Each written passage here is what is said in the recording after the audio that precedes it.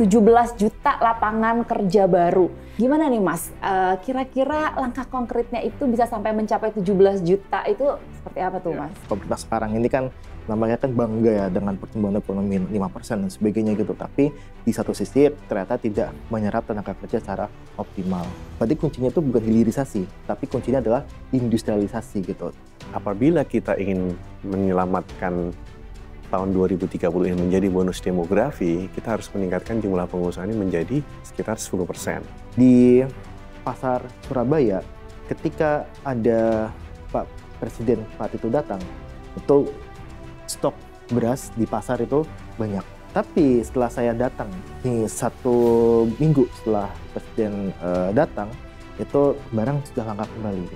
Once kita miss di 2030, udah kita jadi bencana demografi, saya bisa jamin 2045 ini nggak akan kejadian.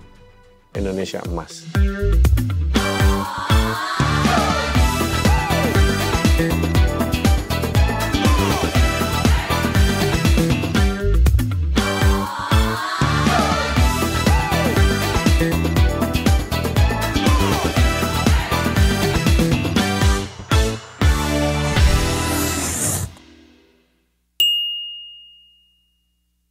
Halo kawan-kawan, jumpa lagi dengan saya Dea Gita di talk show Gagasan Progresif. Di sini kita akan berbincang mengenai beragam pemikiran progresif yang tentunya akan membawa Indonesia ke masa depan yang lebih baik. Kini Indonesia tengah menghadapi bonus demografi, ketersediaan lapangan kerja baru dianggap sebagai keharusan untuk menciptakan perekonomian yang sehat, juga menjaga stabilitas harga di pasaran. Nah, langkah strategis apa yang mesti diambil pemerintah untuk mencapai ekonomi yang unggul dan berdaya saing ke depan? Telah hadir bersama dengan kita pengamat ekonomi sekaligus Direktur Ekonomi Digital Celios, Nailul Huda, dan pengusaha aviasi CEO Asia Aero Technology, Bagas Adadirgas. Selamat datang di Gagasan Progresif, Mas Huda, Mas Bagas. Terima kasih. Terima kasih sudah datang, sehat-sehat ya Mas? Alhamdulillah sehat. Kita hari ini akan membicarakan tentang perekonomian Indonesia, lapangan pekerjaan begitu ya. Karena memang bonus demografi Indonesia ini diprediksi mencapai puncak di tahun 2030. Nah, itu berarti sosok pemimpin dan kebijakan pemerintah saat ini tuh kan sangat penting sekali ya. Nah, menurut Anda nih, berapa sih idealnya jumlah lapangan kerja baru yang mesti tersedia di Indonesia ini? Lalu langkah-langkah konkret apa sih yang harus dilakukan oleh pemerintah? Mungkin bisa dari Mas Huda dulu, silakan. Iya Mbak, kalau kita lihat ya, data itu kan menyebutkan memang kalau pertumbuhan ekonomi saat ini itu kurang bisa untuk menyerap tenaga kerja sebenarnya. Maka sebenarnya dibutuhkan langkah-langkah yang dia cukup strategis, out of the box, dan memang tidak terpaku pada kebijakan-kebijakan yang saat ini ada. Kita oke lah pembangunan infrastruktur dan sebagainya gitu kan, tapi itu tidak menyerap tenaga kerja yang sustain sebenarnya. Memang untuk di level nasional itu 1% pertumbuhan ekonomi itu akan bisa menyerap tenaga kerja sekian ratus ribu gitu. Nah, ini yang harus kita tingkatkan sebenarnya. Dan untuk meningkatkan pertumbuhan ekonomi yang lebih berkualitas, kita butuh ya semacam gagasan-gagasan baru lah, yang dia tidak terpaku pada gagasan yang presiden ataupun yang pemerintahan Pak Jokowi ini gitu. Karena kalau menurut saya pribadi, dengan angka yang sekarang ini tidak menyerap tenaga kerja yang cukup berimbang atau cukup optimal gitu. Makanya kita selalu sampaikan pertumbuhan ekonomi, meskipun ya pemerintah sekarang ini kan namanya kan bangga ya dengan pertumbuhan ekonomi 5% dan sebagainya gitu. Tapi di satu sisi ternyata tidak menyerap tenaga kerja secara optimal. Tentu kita harus bisa meningkatkan lapangan ataupun sektor-sektor yang banyak menyerap tenaga kerja. Pertama, tentu industri manufaktur. Nah, industri manufaktur ini beberapa kali debat memang Pak Ganjar juga cukup aktif ya untuk memberikan contoh di misalkan di kawasan industri di Jawa Tengah yang dipimpinnya gitu kan, itu banyak menyerap tenaga kerja gitu kan, meskipun itu bukan hilirisasi gitu kan. Berarti kuncinya itu bukan hilirisasi, tapi kuncinya adalah industrialisasi gitu, dan itu yang harus dibangun oleh pemerintah di kawasan-kawasan memang menarik bagi investor gitu. Terus kemudian kita juga melihat sebenarnya industri kreatif itu cukup membawa ya angin segar sebenarnya bagi ya contohnya tekstil, jaket dan sebagainya itu banyak sekali menyerap tenaga kerja gitu kan jika kita bisa mengembangkan ke arah yang lebih baik gitu. Nah, sekarang ini kan nampaknya kan pemerintah fokusnya itu kan hilirisasi lagi, habis itu nikel lagi gitu kan. Maka ini yang kita lihat ternyata itu tidak menyerap tenaga kerja secara optimal gitu. Yang kita butuhkan itu adalah industrialisasi yang berada di beberapa tempat. Kalau hilirisasi nikel itu kan hanya tersedia di daerah-daerah yang ada sumber daya nikelnya kan. Tapi kan kalau industrialisasi kan semua daerah itu bisa ada gitu. Jadi kuncinya di situ. Nah, makanya beberapa hari terakhir ini kita juga cukup keras untuk mengkritik proyek hilirisasi ini ternyata belum memberikan dampak yang optimal. Nah, Mas Bagas, ini kan salah satu programnya pasangan dari Ganjar Mahfud ini yaitu memiliki program cepat kerja gitu ya. 17 juta lapangan kerja baru dengan memastikan penyerapan angkatan kerja dapat optimal dan juga mengurangi pengangguran. Gimana nih Mas, kira-kira langkah konkretnya itu bisa sampai mencapai 17 juta itu seperti apa tuh Mas? Memang angka 17 juta itu berdasarkan studi yang udah dibikin sama tim. Dengan rata-rata pertumbuhan ekonomi itu 7% ya per tahun, Mbak. Jadi kalau kita lihat ke depan, pada tahun 2030 saat kita mengalami bonus demografi ini kan sekitar lebih dari 50% jumlah penduduk di Indonesia ini usia produktif. Nah, dari kita menyampaikan solusi konkretnya adalah meningkatkan jumlah pengusaha. Kenapa? Karena sekarang dengan jumlah pengusaha di angka 3%, ini masih kurang untuk kita menjadi sebuah negara maju. Apabila kita ingin menyelamatkan tahun 2030 ini menjadi bonus demografi, kita harus meningkatkan jumlah pengusaha ini menjadi sekitar 10%. Minimal itu menjadi negara hampir maju lah. Karena kalau negara kita pengen maju harus di atas angka 15%. Gimana tuh meningkatkan pengusaha-pengusaha itu dengan SDM kita yang ada sekarang? Oke, sebenarnya nggak susah-susah amat untuk meningkatkan jumlah pengusaha. Apalagi sekarang pengusaha itu salah satu profesi yang diminati oleh anak muda sekarang ini. Beda pas zaman dulu saya awal-awal mula usaha, rata-rata kan pada pengen jadi ASN, TNI, Polri, dan lain sebagainya. Sekarang nih pengusaha ini kayaknya menjadi salah satu top trend ya. Top trend bagi anak muda untuk menggeluti profesi di masa depan. Dan solusi konkretnya lagi adalah harus dibuat suatu badan khusus atau kementerian khusus untuk menangani peningkatan jumlah wirausaha. Kenapa? Karena kita waktunya tinggal 6 tahun lagi kan. Nah, kita kalau saya perhatikan kementerian-kementerian ini ada nih banyak program-program wirausaha, cuman terpencar. Padahal ada 3 hal penting ya yang dibutuhkan untuk anak muda menjadi pengusaha dan akhirnya dia bisa menjadi seorang pengusaha yang sukses. Yang pertama, dia membutuhkan level mentoring. Di mana saat dia baru mulai, dia harus diajarin cara bikin business plan, proposal plan, atau financial plan, marketing plan. Ini diajarin biasanya sama orang-orang yang sudah mengerti dunia ini. Dan saat dia sudah kebuka, dia mau bisnis apa dan lain sebagainya, dia bisa membuat sebuah business plan. Dia bisa mencoba untuk mencari supply and demand. Artinya apa? Networking-nya dibuka. Yang kedua itu adalah networking. Saat networking-nya dibuka, dia menemukan supply and demand di situ. Misalkan bahan bakunya dia bisa cari dari mana, dan siapa yang membutuhkan hasil produknya yang akan dia olah. Dan yang ketiga baru saat business plan udah jadi, networking-nya supply and demand sudah kebuka, baru itu di situ financing di situ masuk. Financing di situ membuka literasi keuangan pengusaha-pengusaha muda baru sehingga dia sudah siap untuk diberikan pendanaan untuk running bisnisnya. Dan itu bisa diadvokasi yang saya sampaikan, diadvokasi sama siapa? Badan atau kementerian yang memang fokus di situ. Dan insya Allah apabila itu dijalankan tahun 2030 kita bisa tembus angka 10% sebagai seorang jumlah pengusaha di Indonesia, dan Indonesia bisa take off jadi negara maju. Karena memang benar sekali pada kenyataannya memang anak muda ini habis lulus Ya. Mau bikin usaha juga mereka juga bingung, mungkin nggak ada mentornya, mungkin keluarganya nggak ada yang bisnismen. Jadi memang dibutuhkan suatu lembaga gitu ya. Dan nggak harus kementerian dong sebenarnya Mas. Ya. Bisa lembaga apa saja begitu ya. Bisa lembaga apa saja. Nah selama 30 tahun terakhir ini kan Indonesia, lebih dari 30 tahun terakhir bahkan ya, Indonesia ini masih dalam kategori middle income country. Kalah nih ya dengan 2 negara di ASEAN yaitu Singapura of course, dan juga Brunei Darussalam. Bagaimana strategi menghadapi middle income trap ini sebagai fenomena ancaman terhadap negara berkembang yang sedang berusaha membangun ekonominya? Nah, berapa persen sih angka pertumbuhan ekonomi rata-rata yang harus ditargetkan pemerintah dalam beberapa tahun ke depan?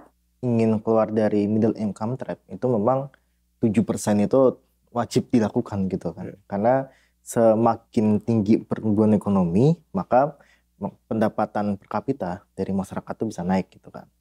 Itu salah satunya untuk keluar dari middle income trap. Tapi sekali lagi, kita sebenarnya tidak ingin bisa menghasilkan pertumbuhan ekonomi yang tinggi, terus kemudian GDP per kapitanya tinggi, tapi menciptakan masalah turunannya. Makanya kita sejak beberapa mungkin 30 tahun terakhir ataupun 40 terakhir kita tidak lagi memandang pertumbuhan ekonomi itu dia sebagai salah satu indikator saja, tapi kita mulai masukkan kemiskinan, ketimpangan dan sebagainya itu menjadi satu indikator yang dia bisa untuk keluar dari middle income trap.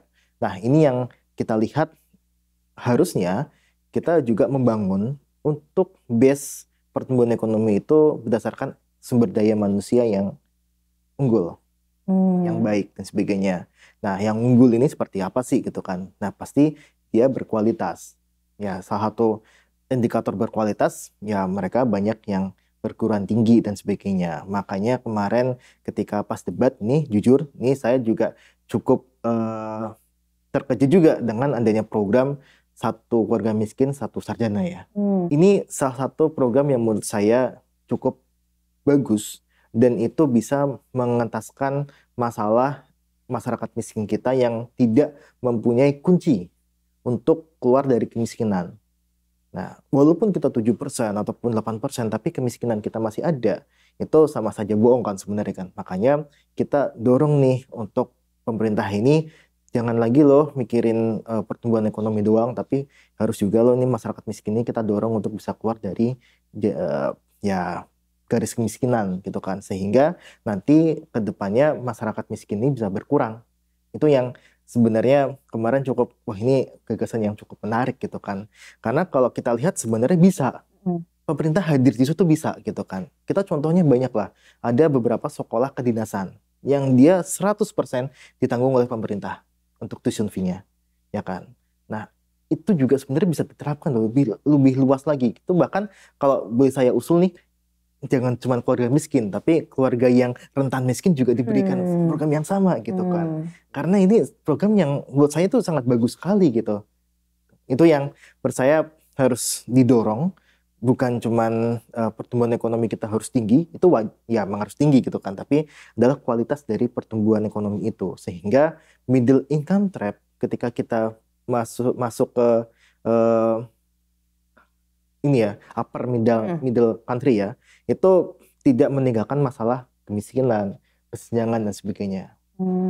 Mas Bagas, gimana nih? Karena memang pada kenyataannya tapi anak sudah sarjana nih, tapi cari kerja susah, ujung-ujungnya pengangguran lagi. Nah itu gimana tuh sampai akhirnya biar tidak hanya cukup sampai sarjananya aja, tapi bisa bekerja dengan baik, berkarir dengan baik. Ya, saya tadi tanggapannya Mas Surya ini sebenarnya bagus banget ya. Pak Ganjar ini dan Pak Mahfud mereka berpikir bahwasannya pendidikan ini adalah solusi untuk keluar dari kemiskinan. Dan pendidikan itu adalah jawaban. Nah, negara-negara yang mengalami middle income trap ini kan sebenarnya ada masalah banyaknya tenaga kerja juga yang tidak terserap di situ. Dan kalau saya lihat sekarang sebenarnya Indonesia ini cukup kaya untuk bisa memanfaatkan sumber daya alam maupun sumber daya manusianya sendiri. Cuman memang kalau kita melihat ke sini, misalkan kalau kita berkaca sama negara maju, jumlah industrinya atau jumlah usahanya itu harus di atas 10%. Jadi Caranya dengan apa? Seperti masuk ke pendidikan. Masuk ke pendidikannya dibikin tinggi, cuman dibekali juga sama sisi entrepreneurship. Sebenarnya entrepreneurship itu apa sih? Entrepreneurship itu adalah kemampuan untuk memberdayakan diri sendiri maupun dengan resources yang dimiliki sehingga mempunyai nilai tambah lebih. Dan saya percaya juga di situ, kalau ditanamkan sejak dini, itu bisa akan bisa by design lah. Kalau zaman saya dulu di HIPMI, ada tuh pengusaha bayi nasab sama bayi nasib. Oke. Ya, karena nasab ini udah dari sananya nasib ya dia nggak ada pilihan lain kan. Dan sementara kita pengen membuat adalah pengusaha by design. Oke. Nah, ngomongin tentang berwirausaha gitu ya. Tadi juga Mas Bagus juga sempat bilang di Indonesia ini kadang-kadang administrasinya nih suka berbelit-belit gitu kan. Butuh harus ada dari kementeriannya nih untuk bikin regulasi. Cuman kan kadang-kadang memang suka berbelit-belit. Nah, ini adalah salah satu penghambat pertumbuhan ekonomi di Indonesia, yaitu administrasi yang berbelit-belit itu dan ketidakpastian regulasi. Nah, apa sih langkah strategis yang perlu diambil dalam mendukung iklim kemudahan tersebut, Mas Bagas? Masih ada kelemahan juga, misalkan kalau kita ngurus perizinan NIB terus kita mau buka restoran, itu kan berbasis lokasi. Sementara database-nya pemerintah provinsi masih belum connect sama database-nya pemerintah pusat. Sehingga yang dibutuhkan untuk menjalankan perizinan yang satu pintu ini adalah kesinkronan data pusat maupun data daerah. Itu yang masih menjadi PR berat. Sehingga saya juga salah satu orang yang mendukung ya one map, one data di pemerintah, mau pemerintah pusat maupun pemerintah daerah. Bahkan kadang-kadang di pemerintah pusat sendiri datanya beda-beda. Kementerian A beda sama kementerian B, data beda sama kementerian C. Nah, ini yang harus dipecahkan untuk apa? Untuk memutus rantai birokrasi yang terlalu lama. Dan saya rasa juga kemampuan Pak Ganjar dan Pak Mahfud di bidang pemerintahan yang sudah cukup lama dan mempunyai itikat yang baik. Seorang pengusaha itu kan sebenarnya butuh resilience terhadap apapun kondisinya. Jadi kalau dia melihat bahwa iklim kondisinya ini cukup bagus, dunia ini kita nggak perlu repot-repot. Dunia ini kan datang sendiri untuk menanamkan investasinya di Indonesia. Oke. Nah, sekarang juga salah satu permasalahan dalam ekonomi ini adalah soal stabilitas harga bahan pokok, ya Mas ya. Nah, apa saja sih yang perlu dilakukan ini untuk menjaga stabilitas harga yang akhir-akhir ini kok cenderungnya naik gitu ya? Dan langkah-langkahnya seperti apa? Mungkin Mas Huda? Salah satu isu ya yang memang belakangan ini mencuat mengenai harga beras yang meroket gitu kan. Kita tahu bahwa sebenarnya harga beras meroket, terus bawang itu bukan siklus tahunan sebenarnya. Apa-apa nanti akhir tahun akan naik, nanti akan turun lagi. Nggak seperti itu sebenarnya. Tapi ini adalah masalah manajemen stok, ya kan. Nah, untuk kasus beras ini sangat bisa kita bilang harusnya itu sudah ditangani ketika El Nino awal itu sudah diisukan dan memang sudah diprediksi. Nah, saat itu kita juga sudah menyampaikan bahwa kita harus hati-hati terhadap stok beras dalam negeri. Nah, saat itu masih untuk Bulog itu Pak Buas. Nah, kita menyampaikan bahwa harus bisa menyerap beras dari dalam negeri untuk bisa jadi stok untuk di gudang Bulog. Karena gini Mbak, gudang Bulog ini ternyata menjadi acuan bagi untuk harga beras di pasar-pasar yang besar. Ketika itu sudah menipis di angka 40% dari seharusnya, itu harga-harga di beras itu sudah mulai naik gitu. Nah, makanya memang manajemen stok ini yang jadi penting untuk kita mengatasi masalah yang harga komoditas yang tidak stabil. Kemudian kalau kita lihat sebenarnya kan ini kan juga sudah kita ingatkan dari tahun 2022 akhir, tapi ternyata di tahun 2023 untuk stok beras yang ada di gudang Bulog itu sangat tipis sekali. Dan dia dari seharusnya 1,2 juta ton atau 1,1 juta ton, cuman tinggal sekitar 230.000 ton. yang ada di gudang Bulog. Akhirnya ini market ini bergejolak gitu. Naik ini solusi yang paling utamanya gitu ya. Memang ya tidak hanya turun ke lapangan sebenarnya untuk ngecek beras yang di pasar gitu. Saya pernah menemukan saat saya dulu ada di satu instansi pemerintah lah ya. Itu saya menemukan fakta bahwa di pasar Surabaya ketika ada Pak Presiden Pak Tito datang, itu stok beras di pasar itu banyak. Artinya barang stabil, harga stabil. Nah, tapi setelah saya datang, 1 minggu setelah Presiden datang, itu barang sudah langka kembali gitu. Artinya adalah dalam waktu 1 minggu ya. 1 minggu, iya, 1 minggu. Artinya adalah memang kebijakan ini memang harus ditangani secara serius, bukan ditangani hanya untuk seremonial. Oke Mas, jadi membicarakan soal stabilisasi harga gitu kan. Untuk mempertahankan stabilisasi harga ini, harga bahan pokok ini kira-kira apa saja sih terobosan dari pasangan Ganjar Mahfud ini? Kita dalam setahun masyarakat Indonesia mengkonsumsi nasi ini kan udah jelas Mbak, berapa. Ya. Jadi nggak mungkin Mbak misalkan tiap hari makan nasi misalkan 250 gram, tiba-tiba besoknya langsung melonjak jadi berapa kilo dalam jangka waktu 1 hari. Sebenarnya sudah terprediksi. Nah, ini balik lagi. Kalau saya melihat yang harus ini kita turun. Kita lihat petani kita. Petani kita apakah sudah mempunyai knowledge yang cukup untuk melakukan misalkan intensifikasi. Intensifikasi dalam artian misalkan 1 hektar sawah ini mampu menghasilkan berapa kilo gabah ya, padi ya. Sementara di negara-negara sana maju karena lahannya kurang, dia intensifikasinya itu sangat masif. Artinya penguasaan teknologinya. Tapi kita lihat dari zaman mungkin kita sebelum merdeka sampai sekarang, petani kita ini selalu aja miskin. Tapi kalau kita lihat negara maju yang pertaniannya maju, contoh kayak New Zealand atau Australia, petaninya adalah rata-rata adalah orang kaya di sana. Yang pertama yang harus kita melihat penguasaan teknologi ini harus dilakukan.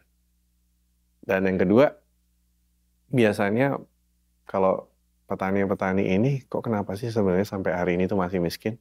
Ya gimana? Dia mau sebelum panen, dia ada kebutuhan kan yang harus dia pakai tiap bulan.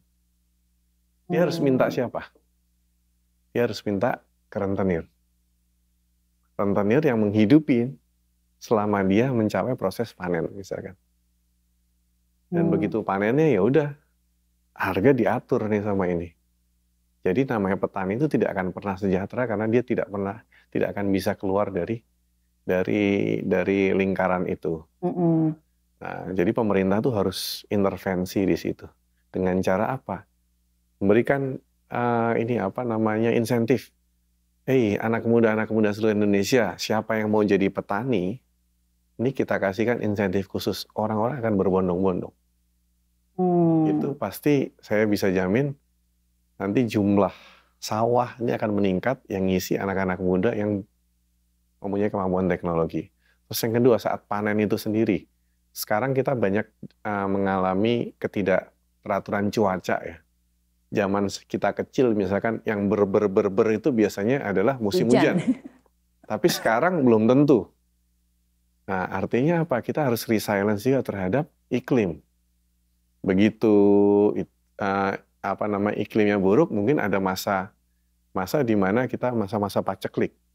Nah, silo-silo untuk menyimpan misalkan hasil panen ini harus banyak, Pak. Harus diperbanyak. Kita hitung di Indonesia ada berapa banyak silo untuk menyimpan gabah-gabah kering ini.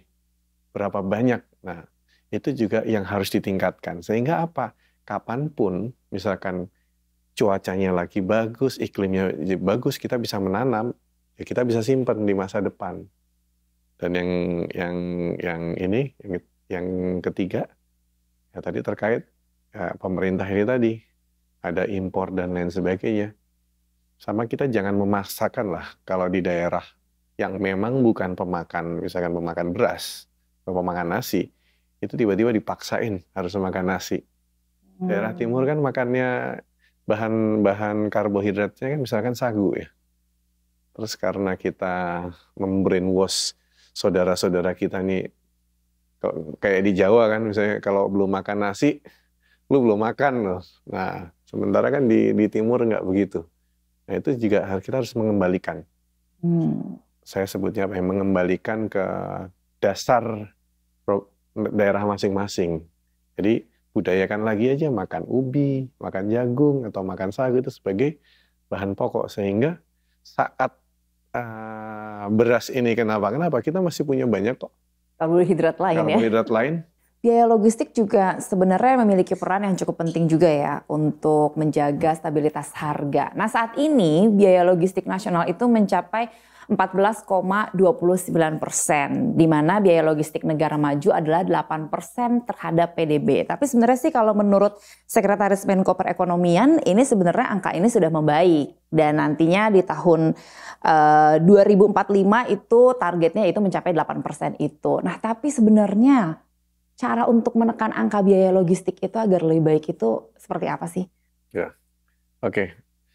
Salah satu penanganan cepat yang sebenarnya yang bisa kita lakukan supaya untuk biaya logistik turun ini adalah dengan cara menurunkan harga bahan bakar khusus untuk sektor-sektor pendukung transportasi logistik. Bisa kita kasih contoh misalkan. Ya mau nggak mau kan sebenarnya harus disubsidi untuk mencapai angka misalkan angka 7 atau 8%.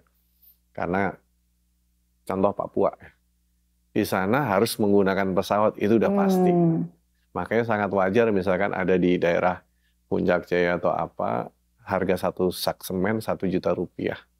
Karena bawanya pakai pesawat. Karena biaya logistik itu ya? Betul. Dan jadi mau nggak mau memang harus ada kebijakan pro dari pemerintah. Oke, kita sepakat biaya transportasi dan logistik kita turunkan. Apa ininya? Ya misalkan ya itu tadi ada subsidi khusus untuk bahan bakar, otomatis itu akan turun. Oke. Tadi kita sudah membahas tentang ketahanan pangan dan juga logistik gitu ya. Sekarang nih salah satu bidang ekonomi juga yang sedang berkembang di dunia saat ini itu adalah ekonomi kreatif gitu ya. Kebijakan pemerintah. Seperti apa sih sebenarnya yang dapat mengoptimalkan ekonomi kreatif Indonesia agar semakin melaju? Silakan Mas Huda dulu. Soal permodalan sebenarnya. Nah, tadi terkait sama permodalan sebenarnya kan pemerintah sudah punya beberapa skema ya. Ada KUR dan sebagainya gitu kan. Nah, ini mungkin yang bisa ditingkatkan lagi gitu. Nah, KUR ini sebenarnya bisa kok digunain untuk industri kreatif gitu. Tapi memang KUR ini lebih banyak digunakan untuk perdagangan gitu. Nah, alangkah baiknya sebenarnya industri kreatif ini punya juga untuk KUR ataupun KUR yang khusus untuk ekonomi kreatif itu mungkin bisa dilakukan gitu. Karena kan KUR sendiri sekarang sudah ada KUR untuk khusus pertanian. Tidak memungkinkan atau tidak menutup kemungkinan untuk mengembangkan lagi KUR khusus untuk ekonomi kreatif. Itu satu. Nah, kemudian dari sisi pemasaran, kita juga sangat bisa sekali untuk mengandalkan para duta besar. Duta besar ini kan kita jadikan agen pemasaran aja untuk barang-barang kreatif kita gitu kan. Handicraft kita, barang kerajinan kita yang memang itu mempunyai nilai tambah yang bagus, memiliki unique value yang cukup kuat, itu bisa kok dipasarkan oleh duta besar kita gitu. Oke. Nah, selain ekonomi kreatif, ini sektor lain yang nggak kalah penting itu adalah sektor pariwisata. Nah, gimana nih Anda melihat pembangunan industri pariwisata saat ini? Apakah sudah berjalan optimal agar Indonesia menjadi tujuan pariwisata dunia? Nah, Mas Bagas nih kalau misalkan nanti nih pasangan Ganjar Mahfud ini terpilih gitu menjadi pemimpin di Indonesia, kira-kira bagaimana nih mengoptimalkan pariwisata di Indonesia? Transportasinya. Nah, kan nggak semua orang bisa melakukan private tourism ya dengan sewa mobil sendiri atau apa. Kadang-kadang juga membutuhkan transportasi yang memadai. Nah, ini kita juga masih PR juga di situ. Karena tidak semua daerah pariwisata di Indonesia ini sektor transportasinya mendukung. Nah, ini PR yang harus kita lakukan terus setiap hari. Pariwisata. Ada salah satu negara di Asia, Korea Selatan. Sebelumnya kita nggak tahu apa sih di Korea Selatan, tapi mungkin sekarang saya perhatiin 3 tahun terakhir lah, 3-5 tahun terakhir lah, semua orang pengen ke Korea Selatan. Kenapa? Nonton drama Korea, Blackpink, BTS, dan lain sebagainya. Nah, ternyata industri kreatif ini sebagai anchor untuk meningkatkan jumlah pariwisata di suatu negara. Bahkan mungkin Blackpink lebih terkenal dari presidennya Korea Selatan. Saya juga nggak tahu namanya siapa. Nah, jelang pemilu ini nih ya, para capres-cawapres ini kan telah memaparkan visi misinya gitu kan. Nah, bagaimana nih Anda berdua menilai pasangan Ganjar Mahfud? Kira-kira bisa nggak sih mempercepat pembangunan ekonomi yang berdikari? Nah, Mas Huda dulu silakan. Dari Mas Huda dulu. Ya, sebenarnya gini ya. Untuk mencapai pertumbuhan ekonomi 7% itu kan faktornya banyak. Ya kan? Makanya mungkin ke depannya itu bukan hanya pertumbuhan ekonomi yang dikejar gitu, tapi bagaimana serapan dan efek turunannya dari pertumbuhan ekonomi tersebut. Nah, salah satu yang mungkin jadi saya berpikir ya bahwa ya ini salah satu program yang cukup bagus itu adalah mengenai satu keluarga miskin, satu sarjana gitu. Itu menurut saya itu satu program yang memang bisa jadi game changer ke depannya. Bahwa tadi yang saya sampaikan bahwa kuncinya kan ada di pendidikan. Mungkin kalau bisa nanti Pak Ganjar, Pak Mahfud kepilih gitu kan, bukan cuman warga miskin saja, tapi juga warga yang rentan miskin gitu. Nah, yang kedua tadi bisa lepas dari masalah stunting. Nah, kemarin yang juga cukup di-highlight itu kan mengenai cara berpikir Pak Ganjar ini kan untuk mengatasi stunting, gizi buruk dan sebagainya itu bukan hanya memberi makan siang gratis, susu gratis dan sebagainya, tapi lihat dari akar masalahnya. Akar masalahnya itu apa gitu kan. Nah, jawaban Pak Ganjar saat itu juga cukup mengena mengenai bagaimana ibu ini sebagai orang yang nanti melahirkan anak gitu kan, itu diberikan bekal yang cukup. Bukan cuma bekal dari sisi makanan, tapi dari sisi mental juga. Dan ini sangat berpengaruh sekali terhadap pernikahan dini di masyarakat kita, di mana kalau kita lihat di daerah-daerah, terutama daerah saya sendiri, daerah Serang, Banten, Lebak dan sebagainya itu masih sangat masif sekali pernikahan di bawah umur yang ditetapkan oleh pemerintah. Menurut saya kemarin pernyataan Pak Ganjar melalui pernyataan tadi soal pernikahan dini sama satu keluarga miskin, satu sarjana, itu bisa menjawab persoalan dasar tersebut. Gimana Mas Bagas? Kalau saya ya melihat Pak Ganjar sama Prof. Mahfud ini saya realistis, Pak. Karena Indonesia ini luas, Pak. Saya pernah di pucuk pimpinan ya organisasi pengusaha terbesar di Indonesia ini keliling 34 provinsi. Jadi pemimpin di Indonesia itu syaratnya nomor satu adalah sehat, Pak. Number one. Karena gimana? Anda harus ngecek rakyat Anda yang di ujung Sorong Papua sana atau di ujung Merauke atau di Aceh sana untuk ngecek apakah kebijakan yang diputuskan di pusat ini sampai di daerah. Jadi nomor satu fisik. Yang nomor dua adalah pengalaman. 10 tahun di pemerintahan Jateng, terus habis itu kalau nggak salah 10 tahun juga di DPR.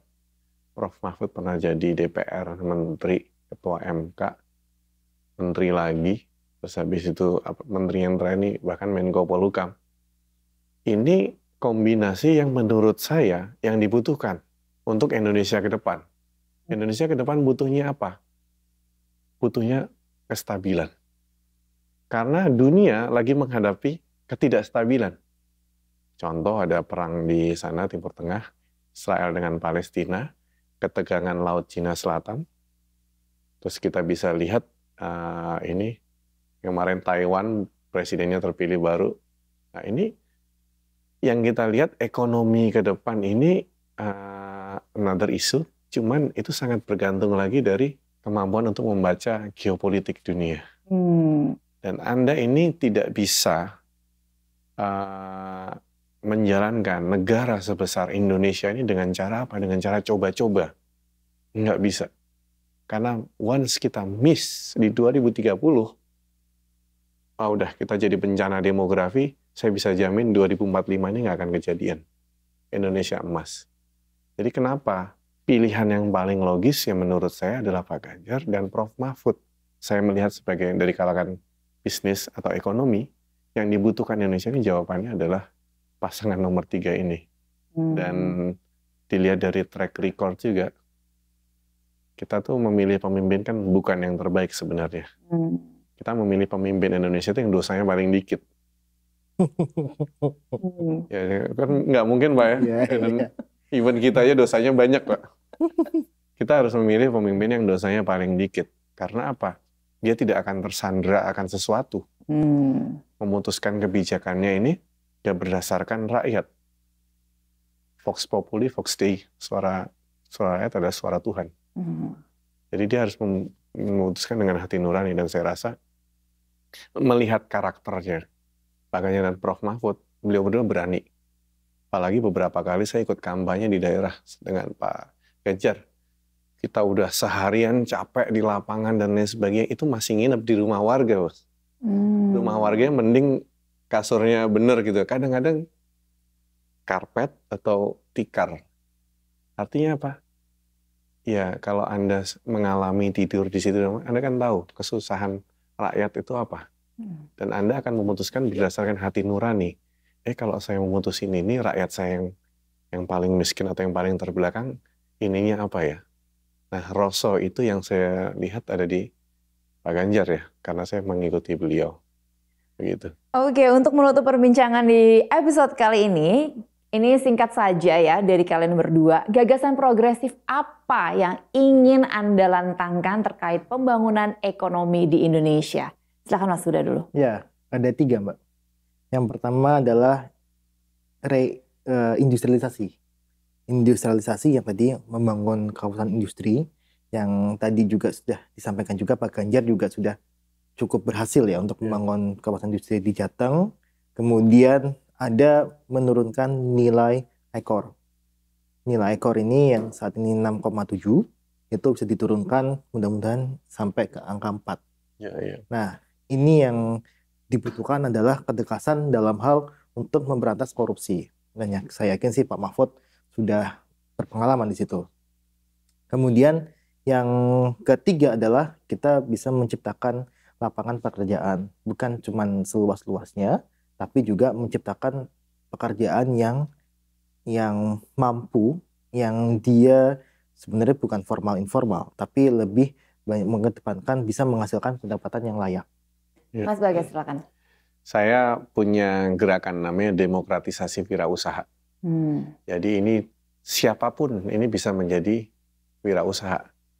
Mau dari anak tentara, anak pengusaha juga, atau bahkan dari keluarga miskin pun siapapun harus mempunyai kesempatan yang sama. Karena kita percaya solusi untuk mencapai bonus demografi di 2030 itu saya tadi sebutkan, meningkatkan jumlah wirausaha. Ada 3 caranya, saya ulangi lagi, mentoring, networking, dan financing. Apabila 3 hal ini terpenuhi, insya Allah jumlah pengusaha meningkat, tenaga kerja terserap banyak, dan Indonesia akan menjadi negara maju dan sejahtera. Terima kasih sekali lagi sudah datang di Gagasan Progresif. Seru sekali topik pembahasannya. Berbagai gagasan progresif ini sudah dilantangkan bersama sosok pemimpin masa depan. Mari berkolaborasi untuk mempercepat pembangunan ekonomi berdikari yang akan membawa Indonesia ke arah yang lebih baik. Semoga gagasan progresif yang kita bahas ini memberikan inspirasi. Terima kasih sekali lagi kawan-kawan yang telah bergabung. Kita akan jumpa lagi di episode berikutnya. Tetaplah progresif menuju Indonesia unggul. Saya Dea Gita, sampai jumpa dan terima kasih.